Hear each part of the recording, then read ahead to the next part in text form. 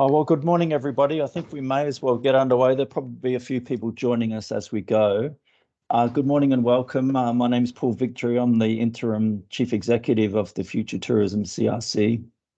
And this morning we're looking at the tourism workforce and the challenges and the opportunities of the tourism workforce and the role of the CRC going forward. Thank you for the chance to spend some time with you this morning, and on behalf of the principal universities and Dr. Kirsten Holmes, who's with us, who's the chair of the CRC, welcome and thanks for taking the chance to spend some time with us this morning.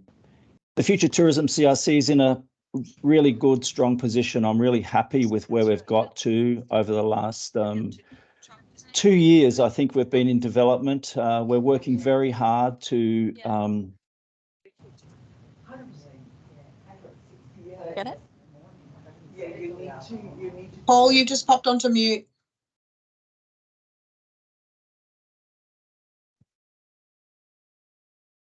Yeah, I'm sorry about that. I don't know how that's happened. So we're very pleased with where we've got to over the last 2 years with our planning, and I'll give you a quick snapshot into that. The other really thing I just wanted to touch on before we move forward is our vision and direction for the Future Tourism CRC. We're very clear now that our direction is to support the Oz Industry Thrive strategy and to support the forecast growth of the tourism industry over the coming decades. We all know that tourism has been growing substantially over the previous 2 decades and will grow into the next decade. What we're very clear on is that we need to start planning around net zero, and the Future Tourism CRC will focus very much on transitioning the tourism visitor economy into a regenerative tourism industry, one that supports regions, one that supports business, one that supports state government in a regenerative way. And that is a really important step as we go forward, that we need to make sure the growth in the industry, which is forecast to be some $64 billion over the next 6 years, is growing at a sustainable level. And we're going to spend a lot of time focusing on that around the whole research program. So on behalf of the universities, Curtin University, James Cook University, University of Newcastle, University of Canberra, and Flinders University, welcome and thank you for being with us this morning.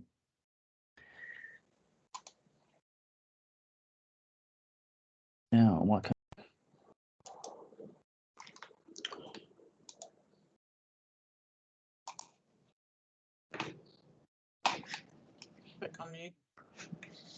Back on mute, Paul, somehow.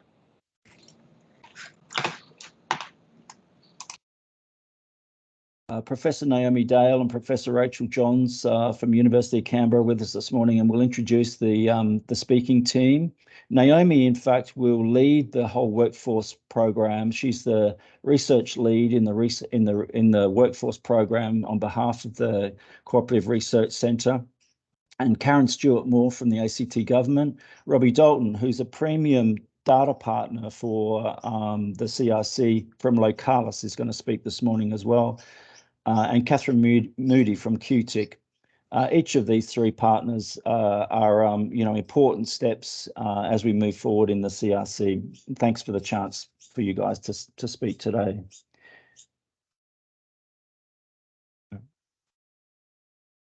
Just as a quick snapshot, most of you will be aware, but we're looking to put together a $40 million cooperative research centre, a 6-year enterprise from 2024 to 2030.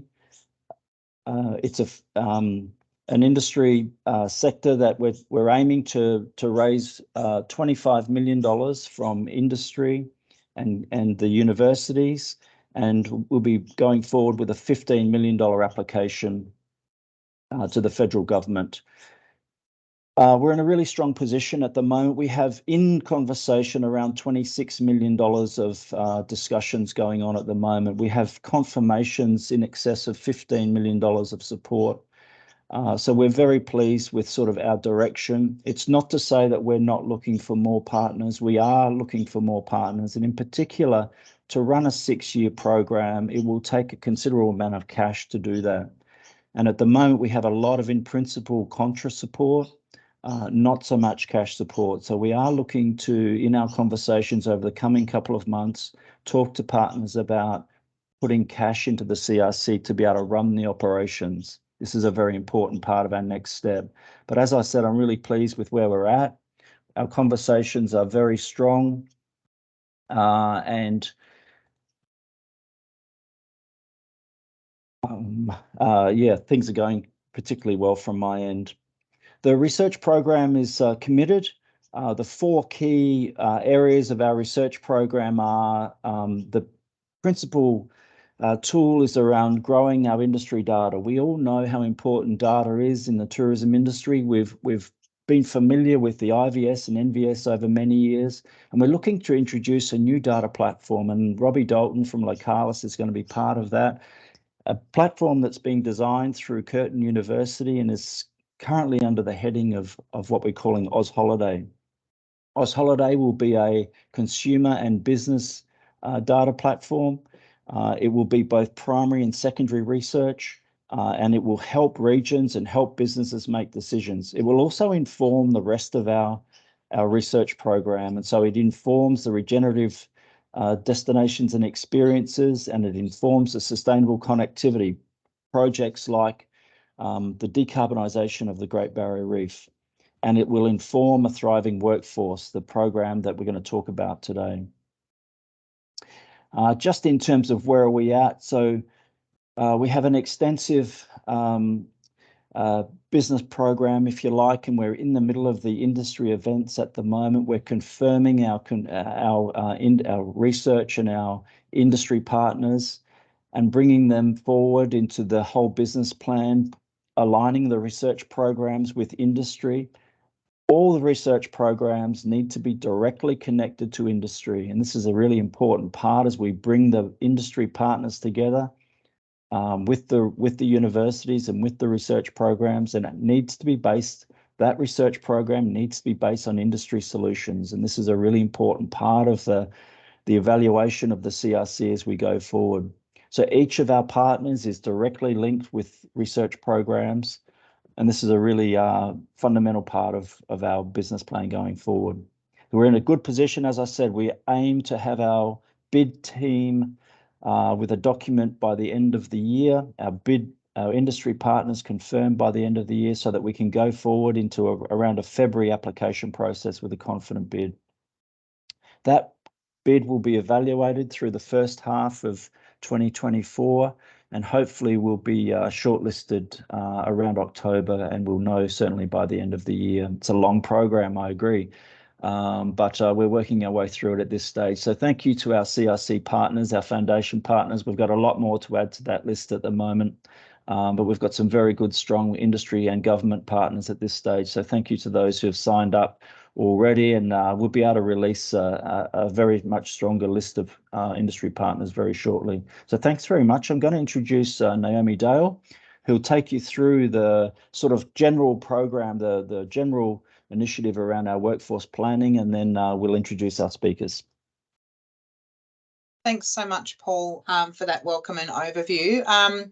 Just for myself, I'd like to acknowledge that before I start that I'm sitting on Ngunnawal and Ngambri land, and I know that we've got people joining us from all around the nation. So if you like, you can pop into the chat there whose country you're sitting on, because I think that's the great thing about this CRC is we're bringing in voices from all around Australia. So you're most welcome to do that. But also, as would have been noted in the invite, most welcome to pop any questions you might have into the chat as well, so that we can get to that after we've had our presentations. So thank you. As Paul said, the Thriving Workforce Program is one of the key research programs that will be led from here at the University of Canberra, but obviously we'll be leaning on expertise and researchers from across all of the universities that will form a part of this cooperative research centre.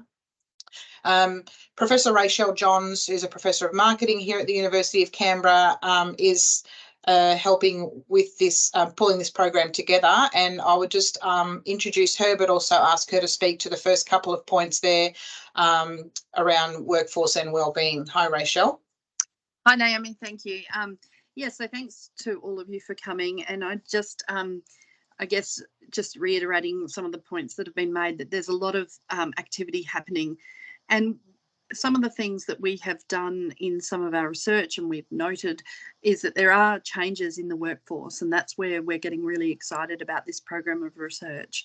So first of all, the first one up there, the structural constraints, we're seeing a lot of changes, and some of this is post-pandemic and through the pandemic, but also through just workforce shifts. So, attraction of staff in terms of seasonality, in terms of working conditions. We've also got to think about things like how to attract people to regional areas. And that we definitely saw a shift during COVID of that shift towards people avoiding that, because they were certainly less immigrants and so on, and so that those regional areas were suffering. But we have seen that as a longer term structural issue as well, and competition within the sector and outside of the sector as well. In terms of the future of work, we're certainly seeing a lot more of updating of our recruitment materials and having to attract people in different ways, and we're seeing that we need to focus on different incentives. Also well-being for staff, and that can come through flexible working conditions and different options, but also just considering staffing needs to help with service delivery. Thanks, Naomi. Thanks, Raechel. And just some of the other points that are on there, I don't think we're really sort of letting you know anything new. Some of these problems are real wicked problems when we're talking about tourism, hospitality and events, and have been ongoing for quite some time, COVID or not. So the CRC, it's really vital around us being able to address some of these and provide solutions for that, rather than just admitting that there's a problem and then hoping to go on from there. So some of the other things on the program that we're hoping to do over that 6-year period is gain a real understanding about how we can tap into other workforce markets or pools of research, workers in that particular space, and then make some policy recommendations around how to make that easier for businesses that are in tourism, hospitality, events. And as we know, the predominance of tourism businesses are small to medium enterprises, and they're in rural and regional spaces, so need as much support as they can get. And this is around being able to access casuals, volunteers, potentially retirees and working holiday makers, our international students, making the most of them, but also we're seeing at the moment some funding and ideas around accessing perhaps people with a disability and so on, and reattracting, I guess, people that have left during a bit of a tough time, reattracting them into the system as well. We also are hoping to understand a little bit better what our return on investment is into some of these spaces. So there are some initiatives that have gone in the past and are current now around training, fee-free places and so on. You'll know about the vet sector engagement and so on. What is the impact that some of these initiatives are having, and a better understanding about, I guess, best practice in those spaces, what's working, what's not, and potentials then to map out and blueprint the best approach for doing this, and hoping to do that within the first couple of years of the 6-year research program. But some other opportunities perhaps around boot camps and excursion programs, in particular for overseas high school students and others as well. And the last on the list there for the program is around the career of choice idea. And this is coming back to branding, I guess, for what sort of careers are available in tourism, hospitality and events, but helping the community understand the impacts beyond economic and employment for our potential workers, about them being part of co-creating, I guess, transformative experiences for our visitors, and how they can be part of something of real value, and something that they feel that they can align their own values with regards to working in these areas. So the program is really hoping to find some good ways of impacting on that branding for the career itself, but also around helping businesses understand what they need to do in order to entice or motivate people to either come back to the sector or to choose that as their sector or a career of choice. And so we hope to have some clear trajectories mapped out, but also some exemplars in that space for our up and coming workforce. I think that's probably all, just with regards to the program. It's obviously a movable feast, and as I said, it can be us looking at something that's a massive problem, wicked problems that we just need to take in bite sizes, I think, throughout the program. So really exciting opportunities, as Raechel said, to have an impact in that space and to work with you all as partners in getting that done. So we've got some terrific presentations today from some various parts of the sector, from various angles, talking, I guess, about the sorts of research and data collection that they've already done or would hope to do when it comes to a thriving workforce here in Australia. And so first person we have presenting is Karen Stewart-Moore. Karen is part of the ACT government and is going to present, I guess, an overall picture of how things are looking based on a capability survey that was done fairly recently. I'll hand over to you, Karen. Thank you very much.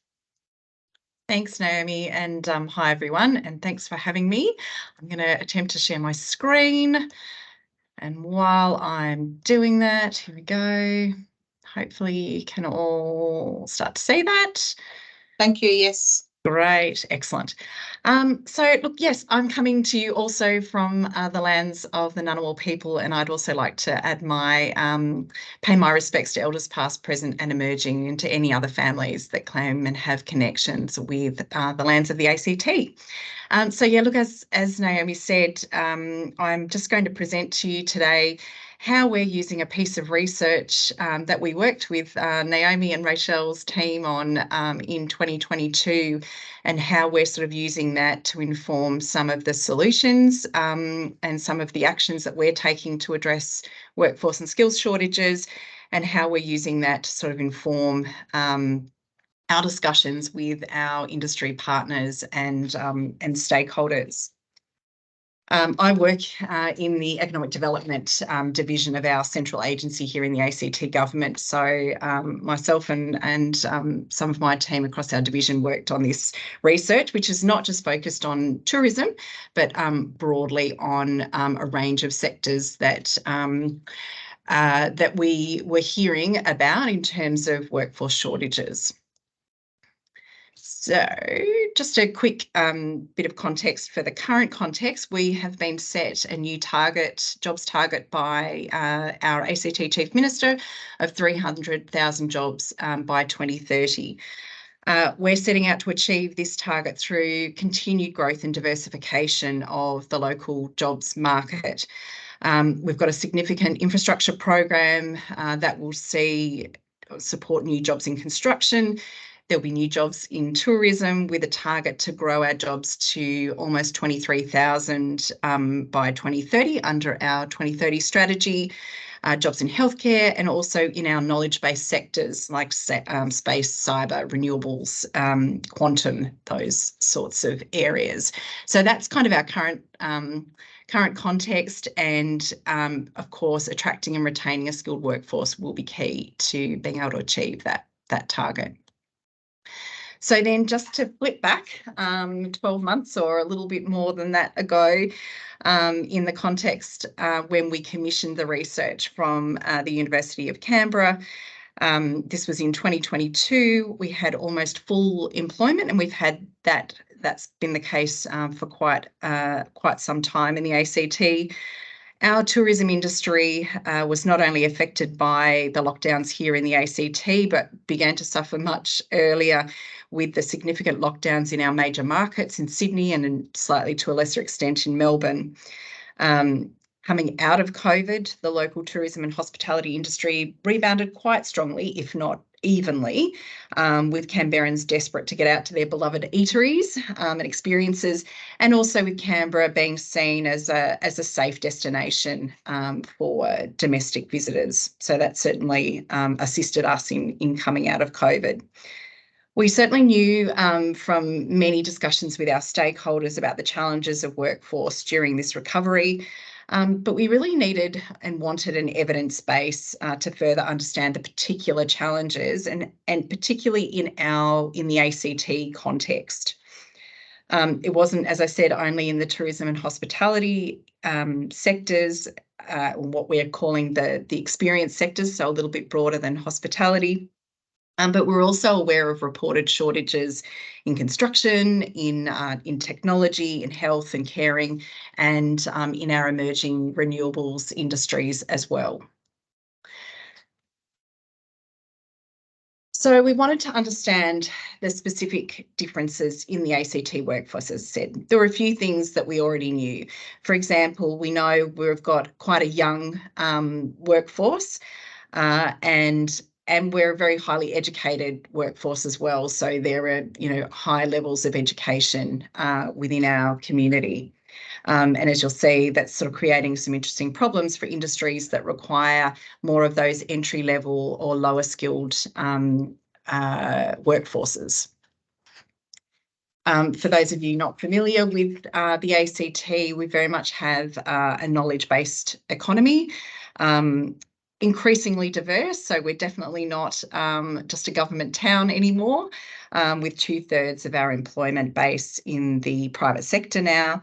And that's numbers really growing with, we have one of the highest startup rates in the country for private sector businesses. We have a largely service-based economy, as you can see, with public and administration, consultancies and technical services as some of our top employers, often servicing government. But we, of course, have a thriving and growing local community of around 460,000 and with the same thirst for goods and services as the rest of the country. So we've got a really diverse range of businesses here in the ACT.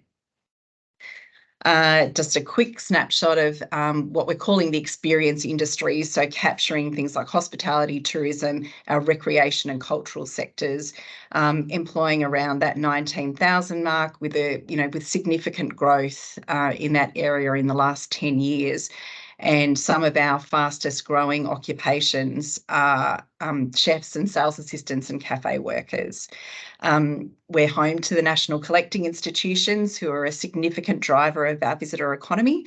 But we've got a thriving local cultural arts and nature-based recreation sector as well. So we've got a really broad range of tourism jobs and careers here in the ACT.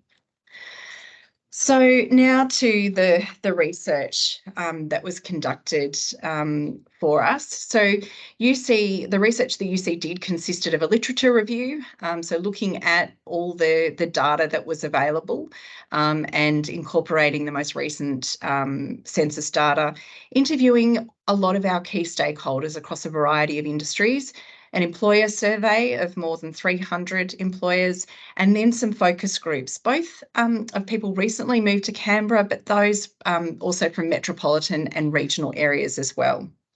There's a huge amount of detail in the final report that I'm sure Naomi and Raechel will attest to. So I'm just going to provide a few kind of little snapshots of things that stood out for us. And as I said earlier, one of the things is we do have fewer workers in the lower skill levels to draw upon, and a large number in the higher skill levels. The other thing that the research found is that our workforce is highly mobile, so 3 times more than Australia as a whole. The other, I think, key factor for us is the higher workforce participation. So higher than anywhere else in the country, and women, young people and older people are all better utilised. And the analysis in the report indicated that over a period of more than 4 decades, the underutilisation rates in the ACT have been significantly lower than those in the whole of the country. In fact, lower than 10% since early 2000. So this has shown that really longer term persistent structural issue in our economy. It also did confirm that those sectors we'd been hearing from certainly were those sectors of greatest need in terms of workforce shortages. So as part of our, sorry, let's move my slides along, taking a moment. There we go. In the research, in terms of the survey, the research found the common drivers for workforce shortages across all industries. And it's worth noting some of these are perception-based, not necessarily rooted in reality, but, you know, probably not surprising is the perceptions of housing availability and costs. We definitely are seen as one of the more costly areas for housing. General cost of living, that perception that it is expensive to live here.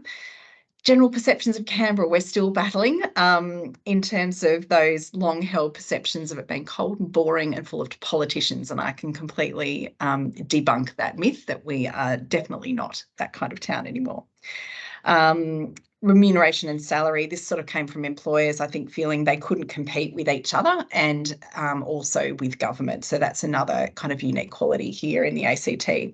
And for construction, it was around having a really strong pipeline of infrastructure projects to attract people. What the survey did find, which is really useful for employers, is those that were the most successful ways to recruit. Canberra is a very connected place, and so it's no surprise that word of mouth, referrals and networking were excellent ways of attracting and recruiting workers. Absolutely skilling up people currently in your workforce was seen as a great way to fill those higher level jobs.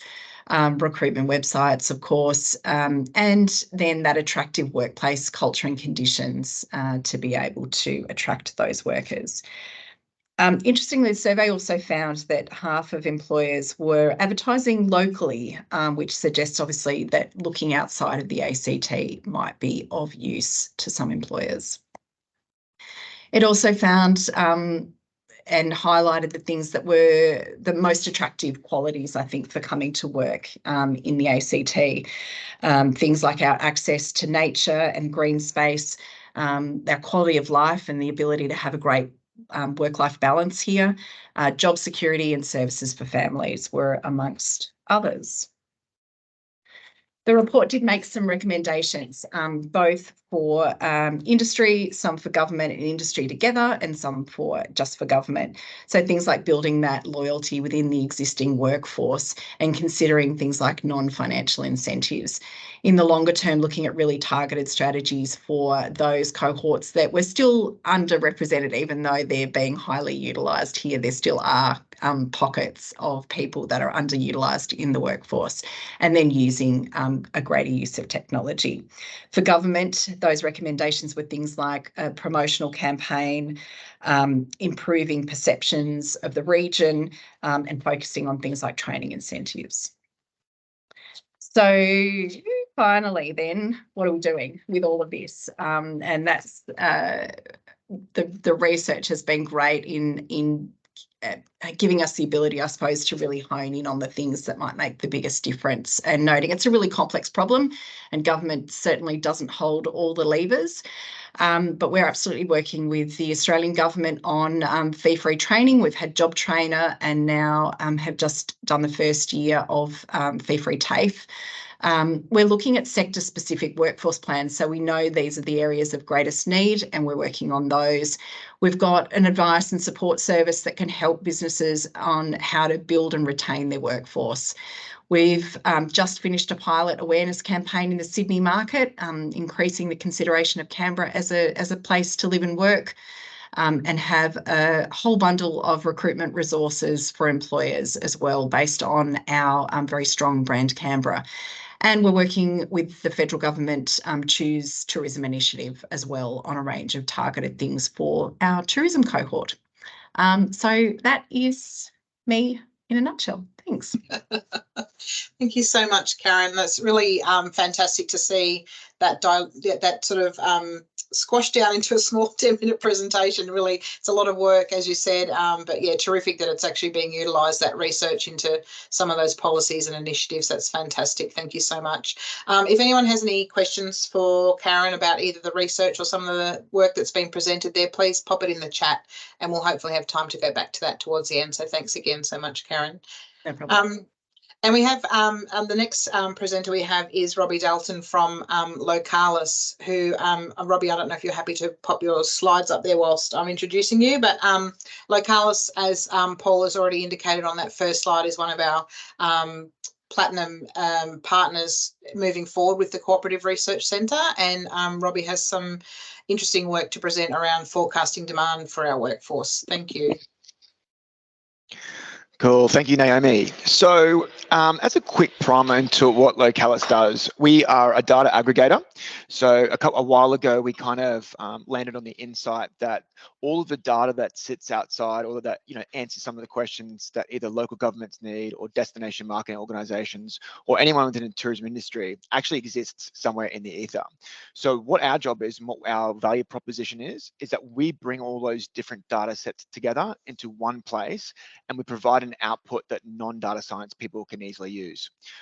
In terms of who we work with in Australia right now, so we work with around 140 local governments. Most of those local governments are very small, all the way from like a Quilpie or a Cloncurry, all the way to bigger ones like, Destination Perth and, Great Ocean Road and that sort of stuff as well.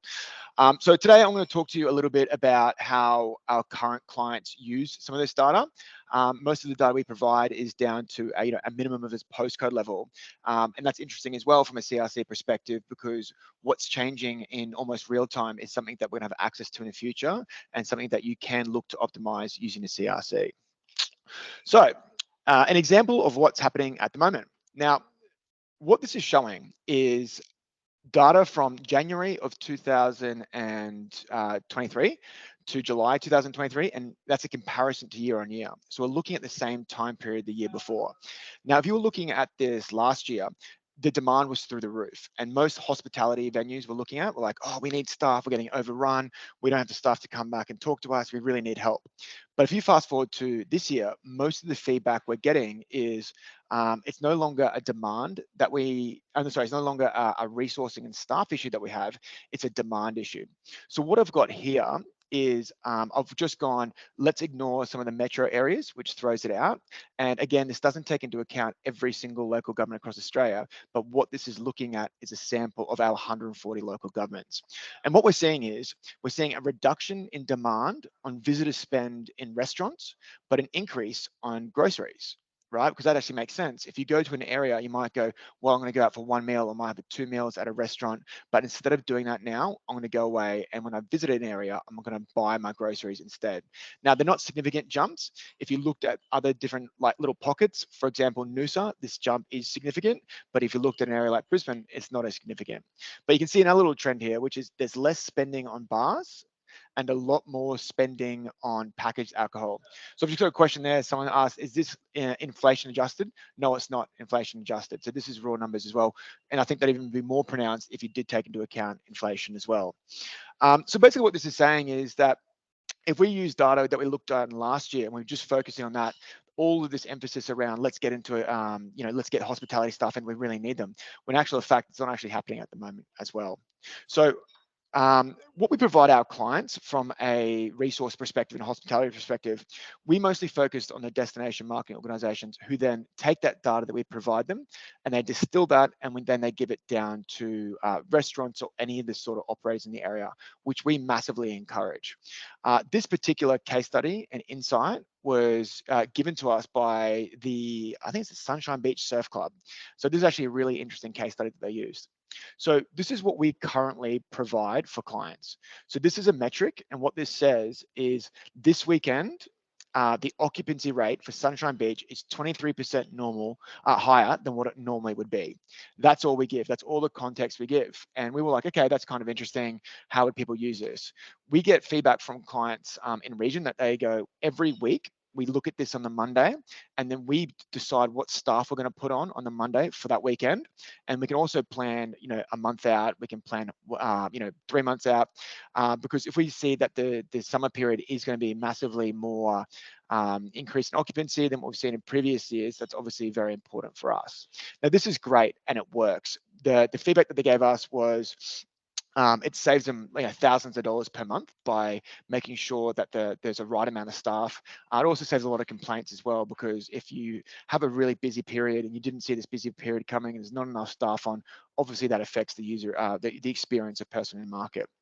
So, going back a step, what we just kind of talked about before about what Localis does, because we take so many different data sets from so many different places. How many regions could you provide this data?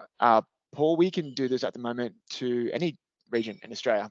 So right now we work with 104 different regions. We could provide it for anyone as low as a postcode at any given time. Yeah, so Localis looks at transaction data from credit cards. We look at accommodation data direct from property management systems. We've got flight data, all sorts of different data sets.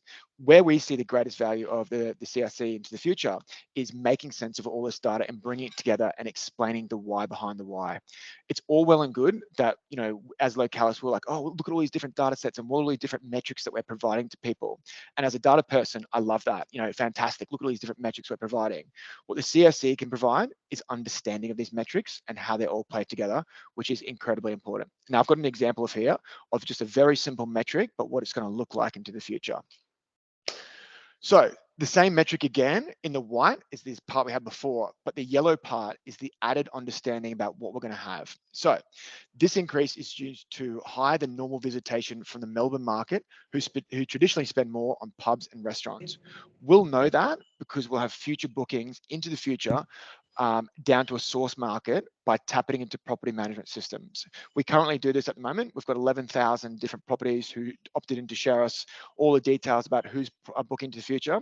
But again, adding that little bit extra with the CRC about the behavior of these people once they enter the market is going to be critical. So the last time that there was a spike from Melbourne visitation, your revenue, and again, this is the approach from a hospitality venue, could be a restaurant, could be a bar, could be a breakfast place.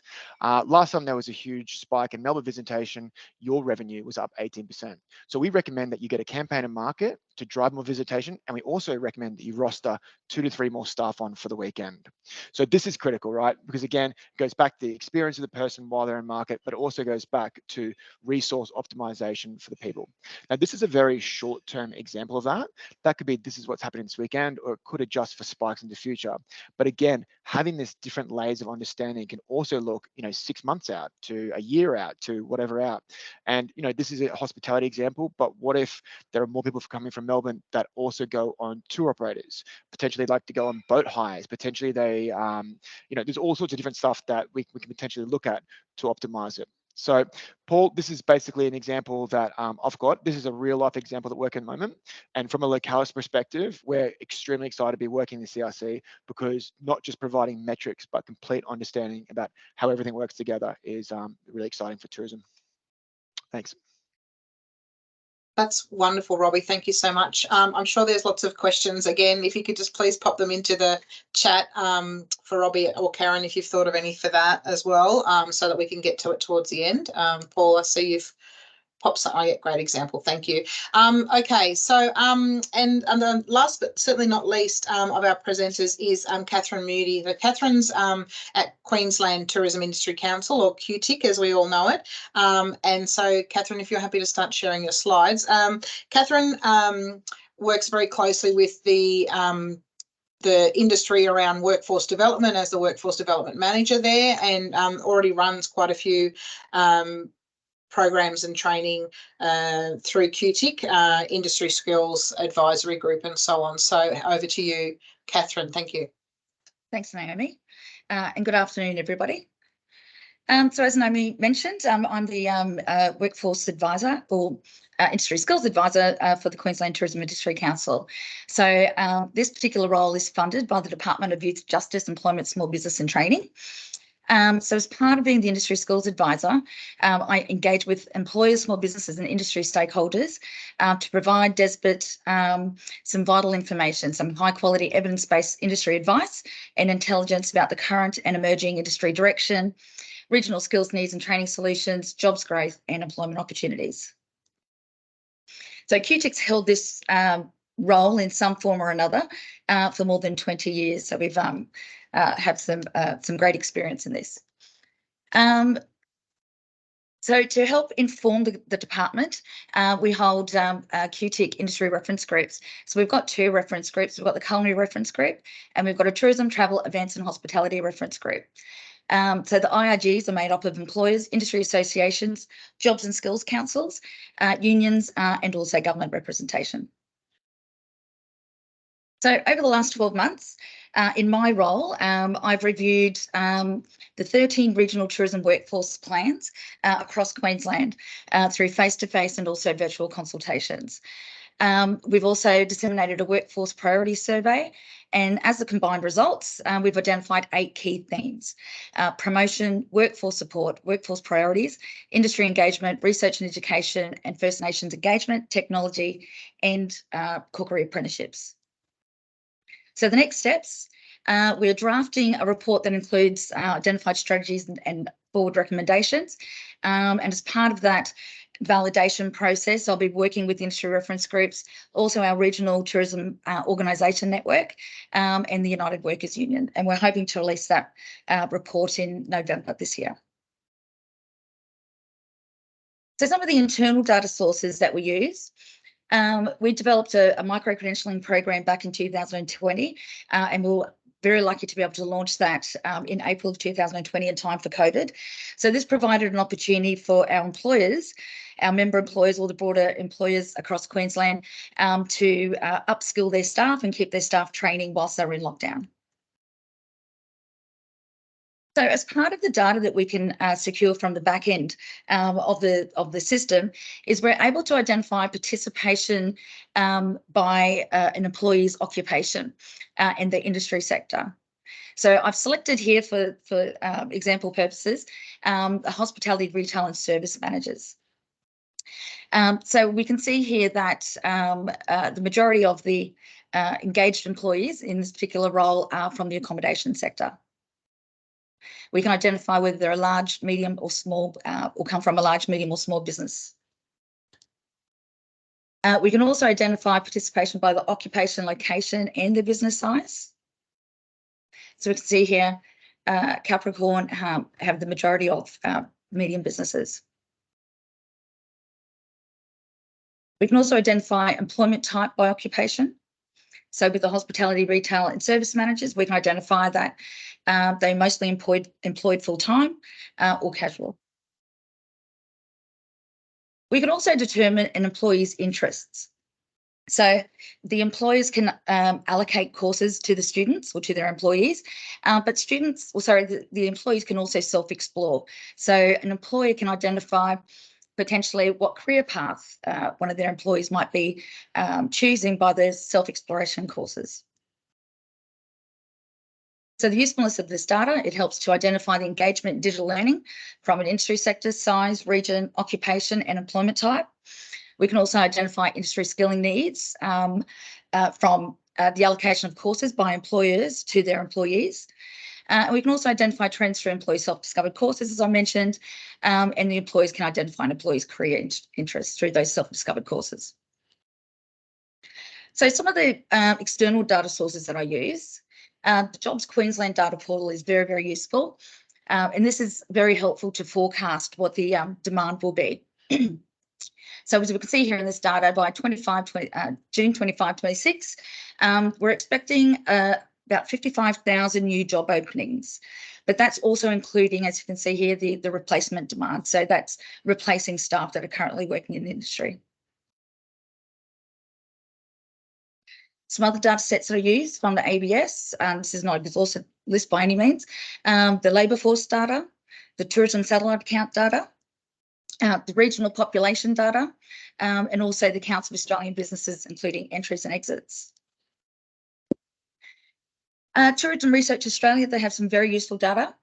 They've got the total filled and main jobs from satellite tourism satellite counts. We've got the tourism business data, which you can identify businesses by region, size, employing and non-employing. Sorry, excuse me a moment. And industry sector, and also tourism forecast by visitor nights. So we can see here in Queensland, tourism businesses by their size. and the proportion of micro businesses is about 30% here in Queensland. And as we can see from 2019, we've got an 8% growth since COVID, so that's a great sign. And we've also got identified the tourism businesses by their region, and we can see here Brisbane has the majority of businesses. And we can also identify tourism businesses by the industry sector and whether there's a micro, small, medium type of business. Tourism and Events Queensland, they also have some very useful insights, and they develop these research and insight fact sheets, which we use, and they identify visitation, regional performance, regional tourism satellite account information, economic snapshots, and Queensland accommodation reports. We also secure data from data.gov.au. It has some very useful information in there. So we can identify the working holiday maker visa program and what's the how many visas have been granted. Also the temporary work skilled visa program, and also taxation statistics. NCBER is a very useful website to identify training. So there's a useful data builder. They have a visualization gallery, and also apprenticeship and traineeship, which identifies the completion rates. Jobs and Skills Australia, they provide some great information as well. The Internet Vacancy Index, which identifies the number of vacancies by occupations. They provide an industry overview as an example here. They also have the new nowcast of employment by region and occupation data, and also some recruitment experiences and outlook survey, which is very helpful. So how can I use this data? So I've had a look at the food trade workers and had a look at the labour and the labour force and the vacancy data. So I've got the ABS data and the internet vacancy data from Jobs and Skills Australia. So we can see here across Australia, there's 187,255 people employed as at May 2023 in the food trade worker.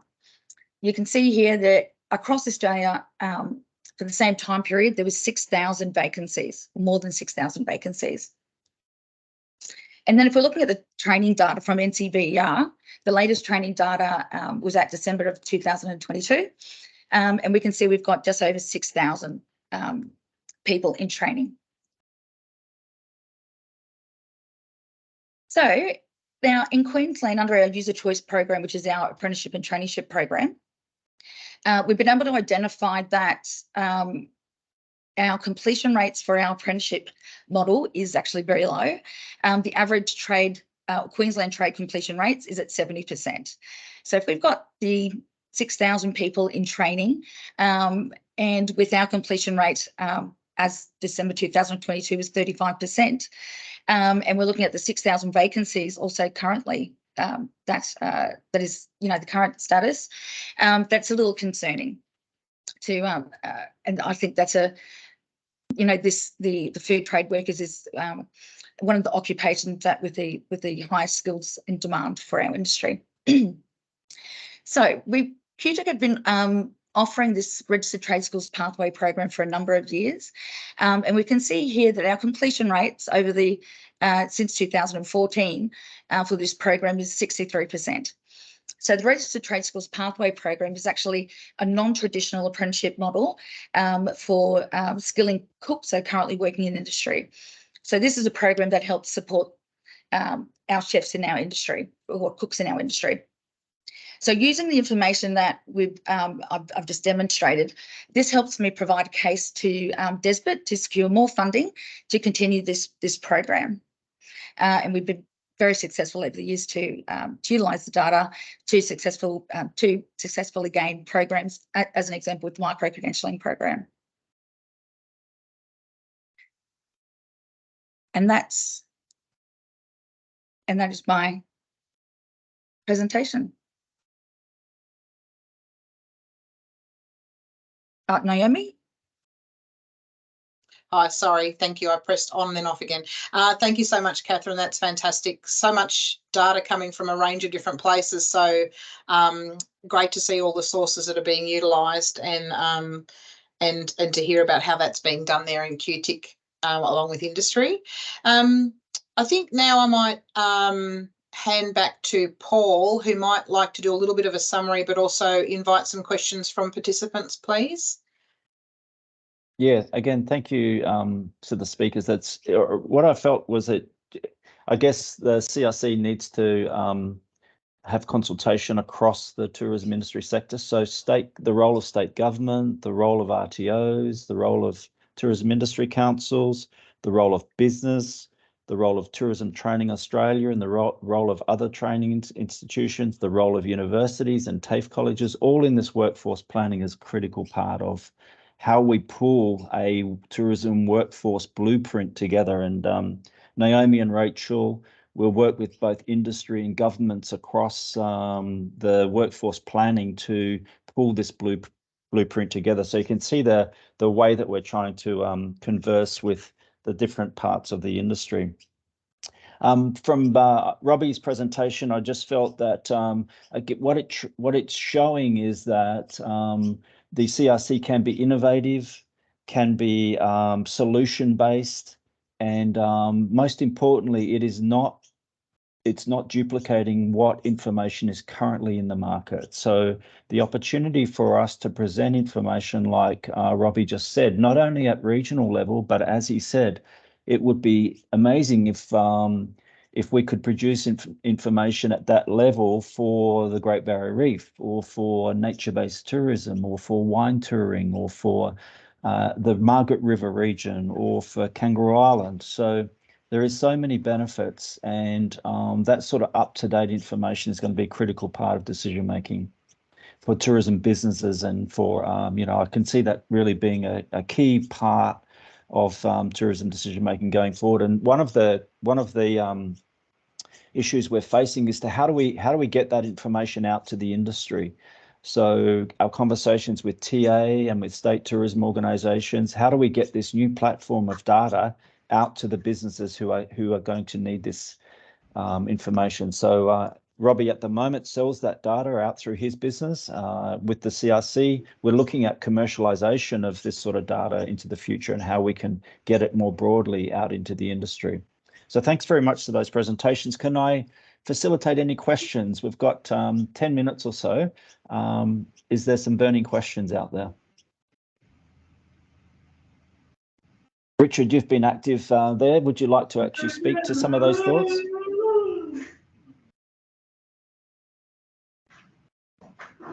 You're on mute, Richard.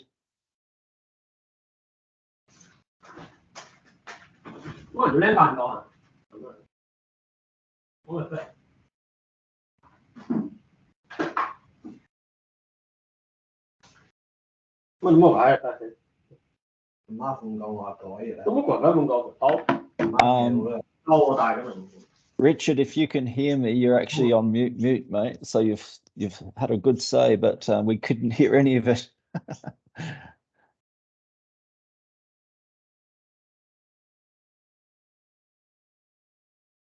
I'm not sure whether Richard's microphone's working because it looks to me like it's turned on. So yeah, okay, is that better? That's better.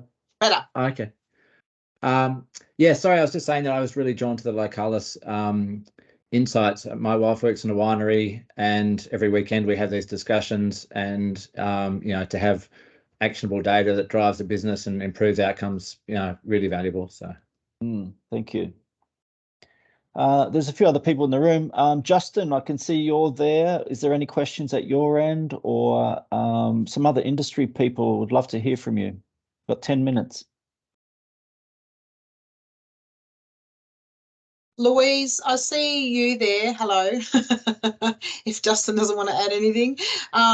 Louise is at the Canberra Business Chamber and is doing a lot of great work around some of that access to other groups of people potentially for employment. Anything that was raised there for you, especially for the disability sector recruitment, Louise? Hi everybody. Thanks, Naomi. I think I'll turn my camera off the next time so I won't get called on. Very interesting. I know we had an event recently looking at how to employ or how to encourage and build employer confidence in hiring people with disabilities. So it's about matching the employers with either disability services or other organisations, training organisations. Certainly the data on hiring people with disability, their retention rates are huge. It isn't as stressful or as long as people think. It may take a little longer, but definitely the view is worth the climb. And it's the really sustainability and the retention of staff that is really, really incredible. So we are developing a suite of resources here at the Canberra Business Chamber. I will be in touch with Naomi, but certainly I think there is a piece there that would be very helpful to your businesses that we could create. Yes, thank you, Louise. That's excellent. And one of the other key things is that $100 million of the $230 billion target will be spent in Australian regions. And getting workforce into the regions into the future is a critical part of that whole regional dispersal issue that I think the University of Newcastle, Professor Tamara Young and Dr. Paul Stolk are going to lead some work through the CRC on regional dispersal. And of course, critical part of that is getting visitors into the region and getting jobs into the region. Paul, did you want to comment on that at all? Or Louise, do you want to come back on that? May I say something there? Because certainly what we're seeing in Canberra is that the influx of prospective employees isn't happening. So employers must widen their gaze. So the best way to employ somebody in Canberra is not to wait for them to be able to afford to live here, because they can't. Widen your gaze, employ who's here already. Same in the regions. Widen your gaze, employ people who are living there already. And that flexibility, particularly with part-time, is helpful. Yeah, thanks, Paul. Thanks, Louise, for the opportunity to comment. I'll keep it pretty brief. I think that, Louise, that point you make is really important. Certainly some of the anecdotal conversations I've had with local government in the North Coast, particularly the workforce issues are quite vexing for those guys, particularly seasonal periods of time, and they are really difficult problems in some instances. So in some cases it's about repurposing how people look at their time in hospitality if it is not a full-time career, thinking about a shorter term career, but that basic skill set around being hospitable and how that can actually play into other important roles, building relationships when you move into another career that might not necessarily be hospitality, but requires a certain service element or requires an empathy with the customer or supplier. So I think there's a lot of transferable skills that come through hospitality, and how we value those and how we sort of send signals to the market, the mums and dads, the actual staff that are going to be coming into those roles, how they can package that up and use that as a more kind of permanent piece of their career as an asset. Agreed, Paul. Thanks so much, mate. And I see Sam's got his hand up there. We'll take a question from Sam, and I just might ask Professor Kirsten, if you're there, you might just close the meeting in a couple of minutes' time. Yes, Sam. Hi, everyone. My name's Sam Tooley. I'm the Industry Partnership Specialist for the South Coast Centre of Excellence, which is administering funds for the federal government and the state government in the tourism and hospitality industry from a workforce point of view. So it's set up to address skills shortages and staffing shortages, and also to be able to track where it is that we started 12 months ago as to where it is that we're going. Just something that Paul mentioned there about transfer of skills. People in hospitality are the most transferable people in the industry, in across all industries, because if people need to be able to talk to customers or other stakeholders within their organisation, tourism and hospitality is a cracking way to be able to get that first initial, look people in the eye when you're talking to them, ask the right questions to get the right answers, all that sort of thing. The only thing that I would just add from the information of what it is that we have gathered over the period of time that I can share with you is that not only does every region have its own issues at play, but towns within those regions have individual issues as well. So there's not a one size fits all. And an example, Richard is actually, he's the General Manager of Destination Southern, which are one of the stakeholders in what we do. And you can go town to town down in Eurobodalla and get a different story as to what the issues are that they face. But one of the things that you guys probably should know is that housing affordability in regional areas is a massive issue. And the second thing on top of that is transport. Transport in regional areas for people that don't have, that are entry level, and there were some statistics there.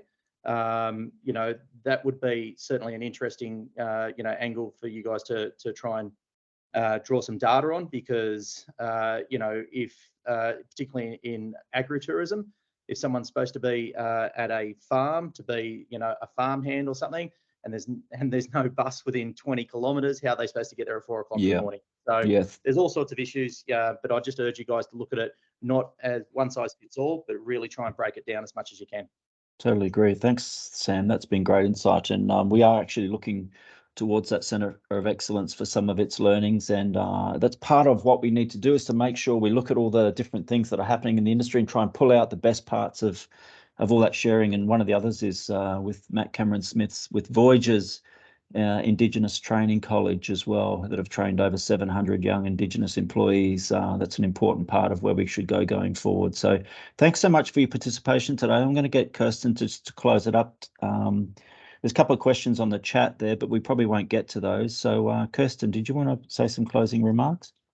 Yes, thank you. Thank you, Paul. And thank you very much to our three speakers this morning, Karen Stewart-Moore from the ACT Government, Robbie Dalton from Localis, and Catherine Moody from QTIC.